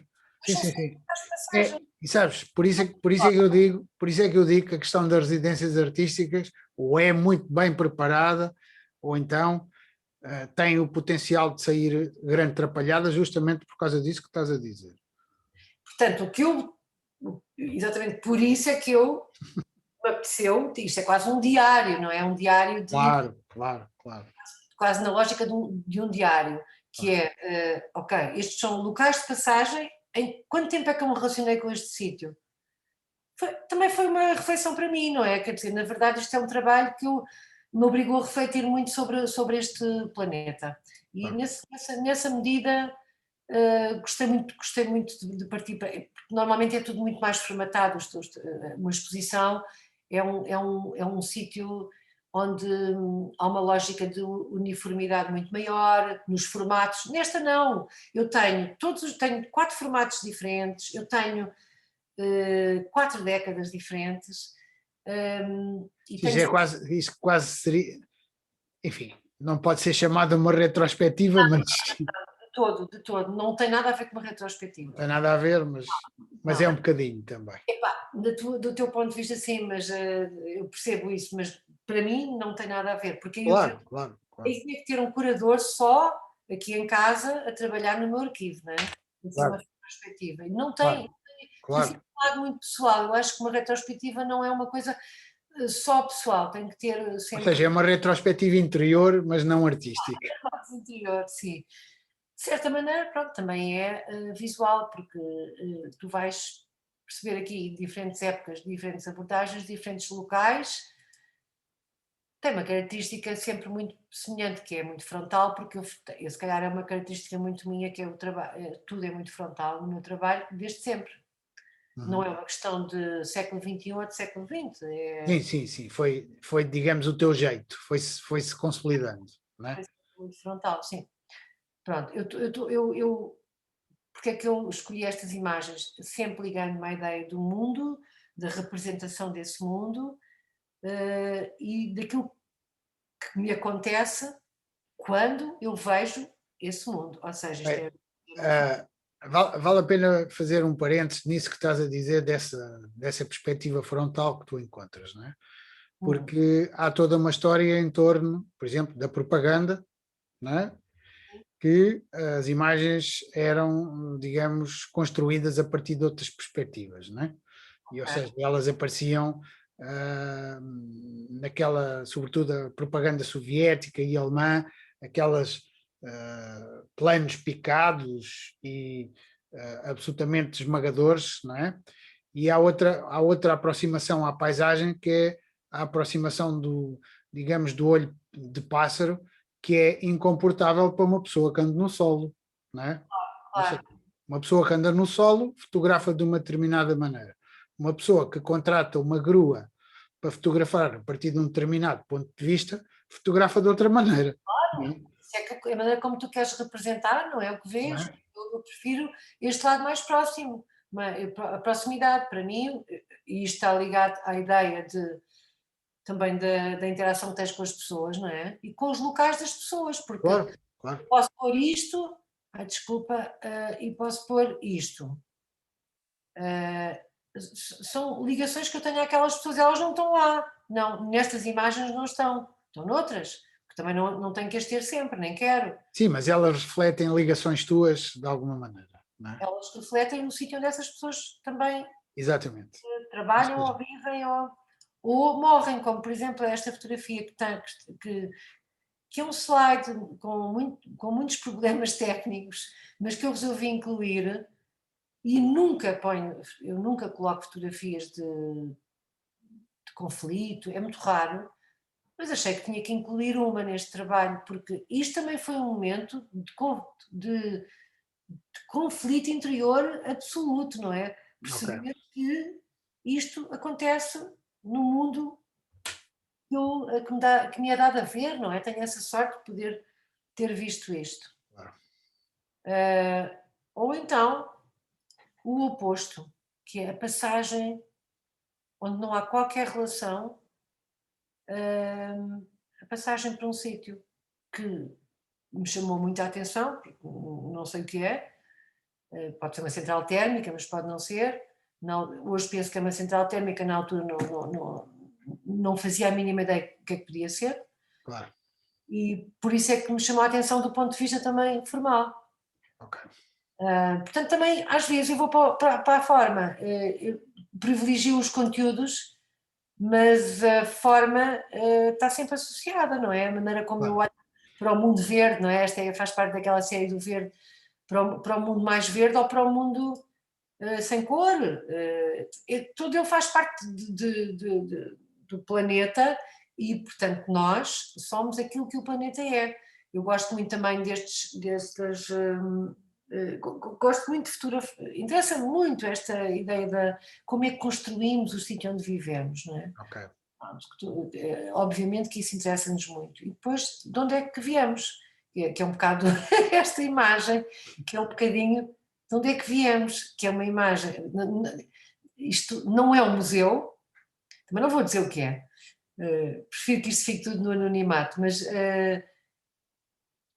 está ao meu alcance, não é? Não tem um vidro, tenho uma proximidade tal e qual como tenho Ok. da paisagem ou das pessoas. Eu agora aqui só estou a mostrar Claro. fotografias ligadas ao território, mas gostava de mostrar aqui os retratos. Sim, sim, sim, sim.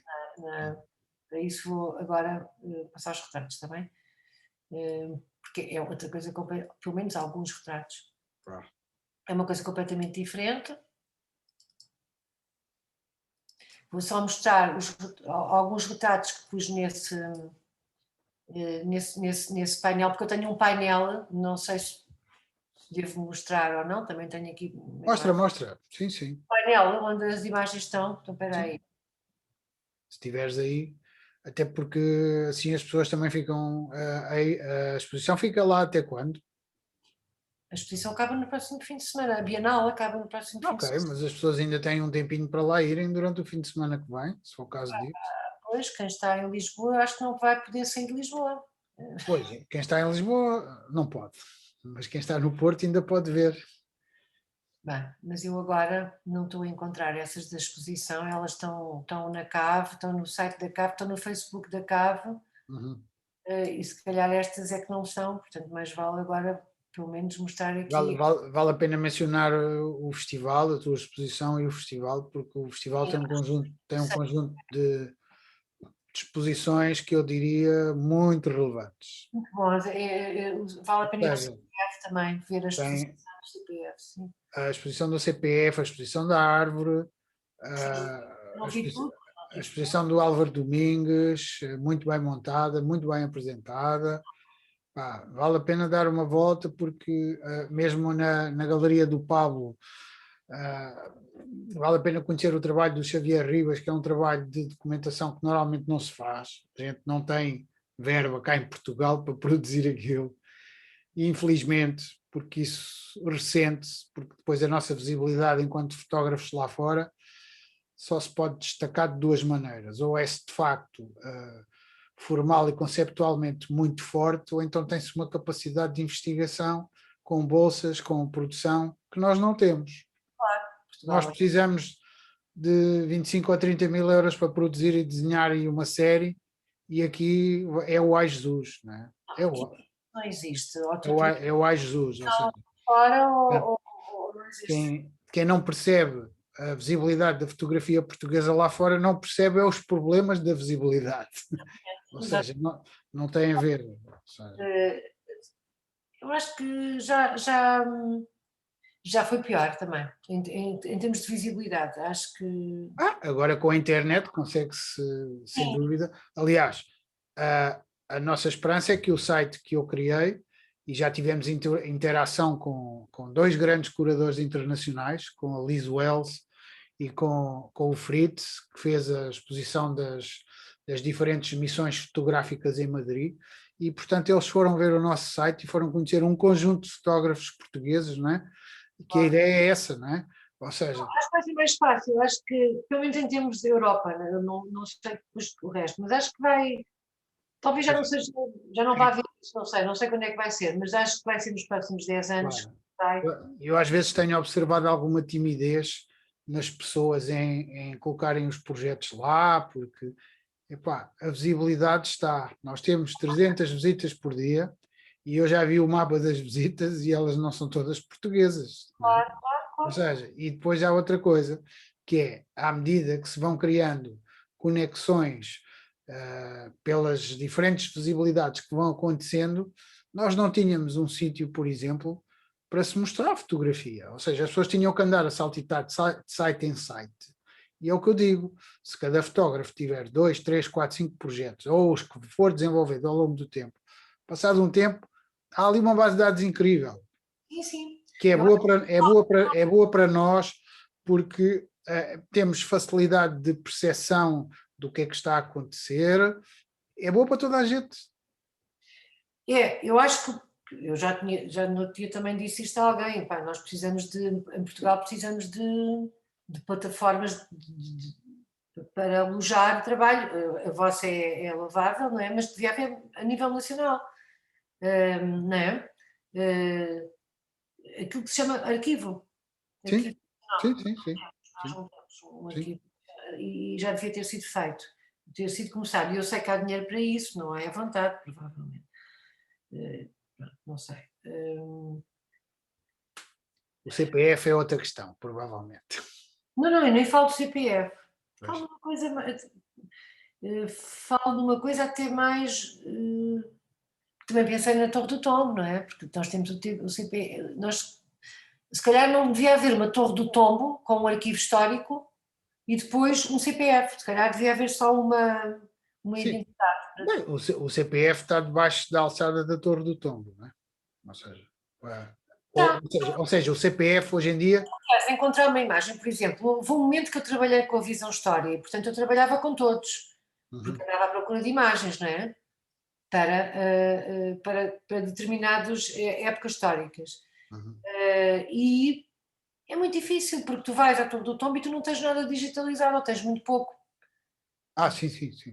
Eu estou a falar um trabalho deste tipo, que é, tens que ter tudo com acesso, as pessoas têm que chegar, ver e poderem comprar.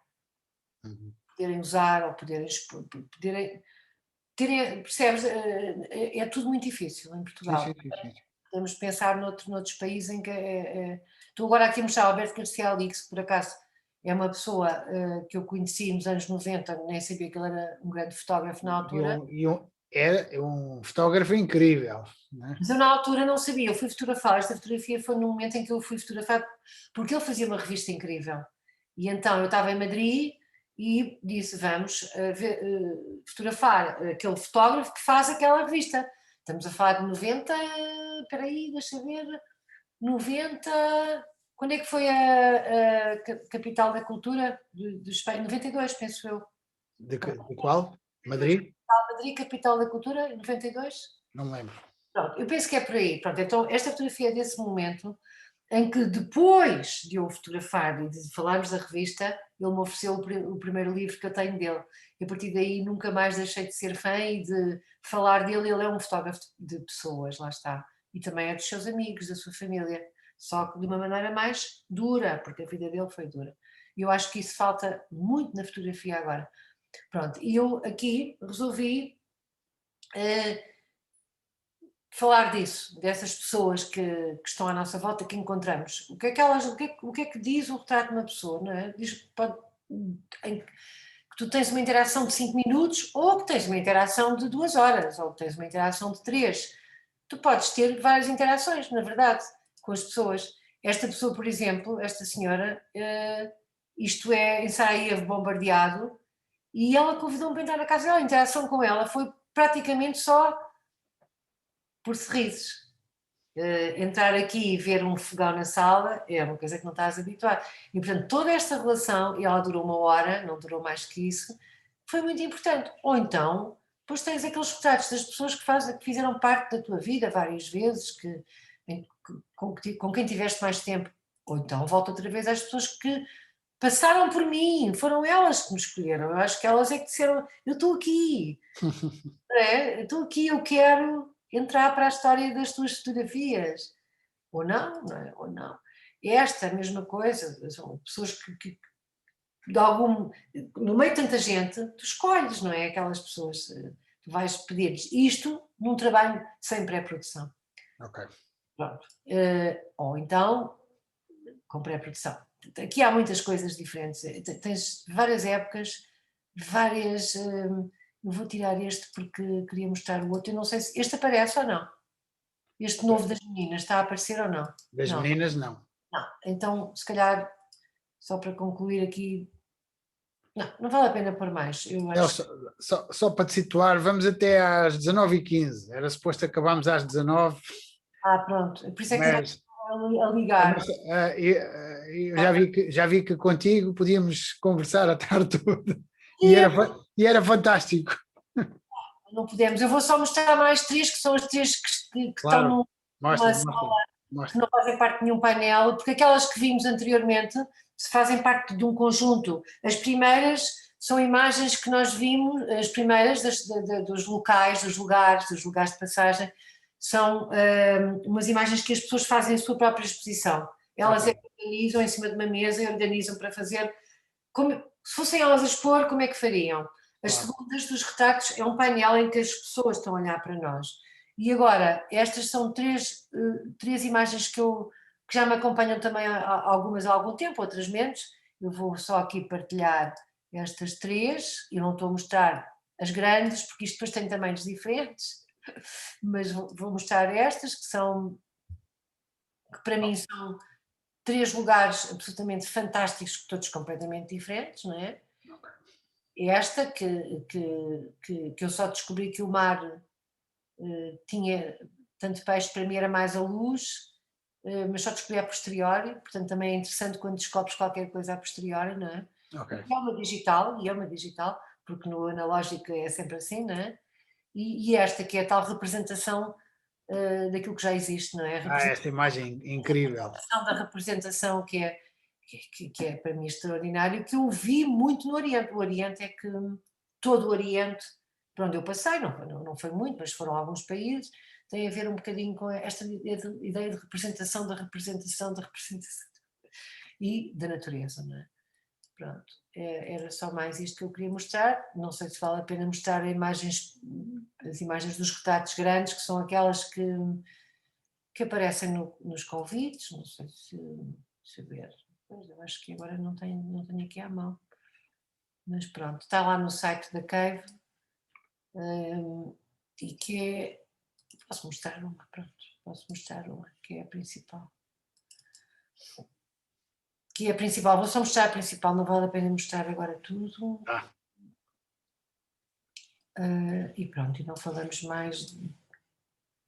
Porque talvez assim se perceba o que aquilo é o que é aparentemente uma grande mistura de coisas, tem a ver com isso, que são essas abordagens e interações que nós todos, mas fui eu que fiz as imagens, mas acho que isto é transversal a muitas pessoas, a nossa relação com o mundo, para quem está atento a ele, porque há muita gente que está minimamente atenta e não se interessa por interagir com coisa nenhuma, não é?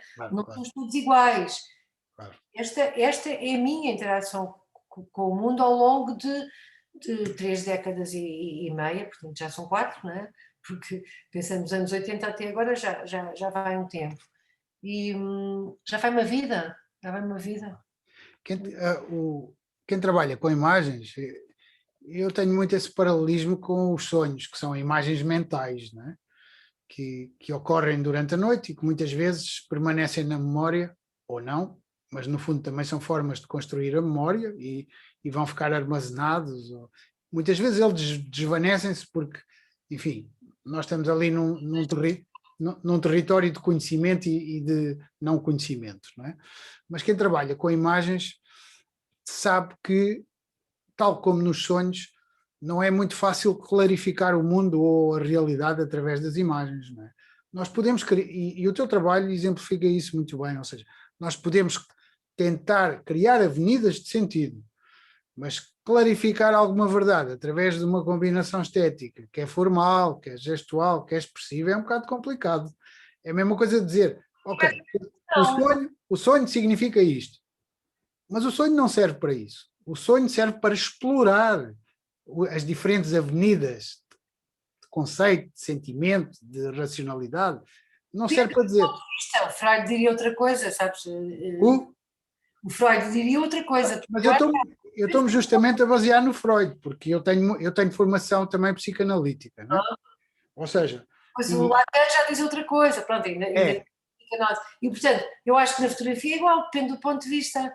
Eu não tenho pretensão nenhuma em mostrar tudo, até porque acho que as imagens a imagem fixa, as imagens fotográficas, não pretendem mostrar nenhuma verdade, nenhuma realidade. Ou clarificar, pelo menos, não é? Não clarificar o quê? É sempre do teu ponto de vista. Exato, elas mostram uma superfície, não é? Sim. De alguma coisa. Não clarificam grande coisa. Talvez um conjunto de imagens, sim. Exato, e que se descreve, alguma dessa coisa é descritiva. Eu consigo dizer que está aqui uma senhora com uma certa idade a usar óculos escuros, etc., neste lugar. Ela tem uma componente indexante, não é? De representação. Mas a partir daí, a verdade começa-se a esfumar um bocado, não é? Claro, podes perceber que há uma tensão nas mãos, portanto que é um momento de tensão, podes perceber mais coisas. Porque claro. Numa casa que já não está habitada, porque... Ou seja, porque é que a casa está nestas condições, etc. É uma narrativa, não é? Claro, exatamente. Sim, eu também não vou revelá-la toda. Porque eu acho que não temos que revelar tudo. Não. Mesmo o jornalismo que pretende revelar e ser muito objetivo não o é, portanto, quer dizer, quem sou eu? Eu acho que é muito mais interessante a tensão entre o mistério e a procura do que propriamente o momento em que chegas à verdade. Tipo, às vezes a verdade é uma desilusão, não é? Ou seja, acho que não há uma verdade. Na verdade, acho que não há uma verdade. Portanto, nunca cheguei a ela porque há sempre aquele pedaço, não é? eu não estou a falar da nossa verdade, estou a falar da verdade enquanto ela foi passada pela história da fotografia, não é? Ok. Ou seja, a nossa verdade é sempre relativa a nós mesmos, não é? Ou seja, vem da nossa cabeça, não é? Agora estou a falar da verdade fotográfica, entre aspas, não é? Que é aquela que nos interessa mais nesta altura, enfim. Mas mesmo assim, essa também tenho muitas dúvidas. Claro. Tudo isto ofereceria pano para mangas. Olha, Céu, foi... Temos mais tempo. Incrível, foi incrível falar contigo. Obrigada. Muito obrigado por nos vires mostrar as tuas coisas e por nos elucidares um pouco do teu percurso. Riquíssimo. Foi um bocadinho, foi um bom bocado. Foi um bocadinho. E da tua sabedoria em torno de todas estas coisas, que certamente haverá mais momentos e mais coisas para dizer e mais imagens para ver. Sim, isso há de certeza. Olha, João, obrigada também, gostei muito. Até breve. Espero que tenha sido um momento bom para ti e espero ter mais trabalhos teus no site também. Sim, eu vou-te mandar, eu digo sempre que bastante não tenho tempo, mas o que eu quero dizer é que sim, vai Okay. ter mais momentos, sim. Ok. Céu, foi um prazer. Obrigado. Obrigada, João. Obrigado. Vai terminar aqui o nosso streaming. Obrigado a todos os que assistiram. Já sabem, esta conferência vai ficar aqui no Facebook e daqui a uns dias vai aparecer também no post que eu fiz para esta conferência da CEL no nosso site que está aqui em baixo, fotografia e território, ceft.pt. Obrigado a todos e boa tarde.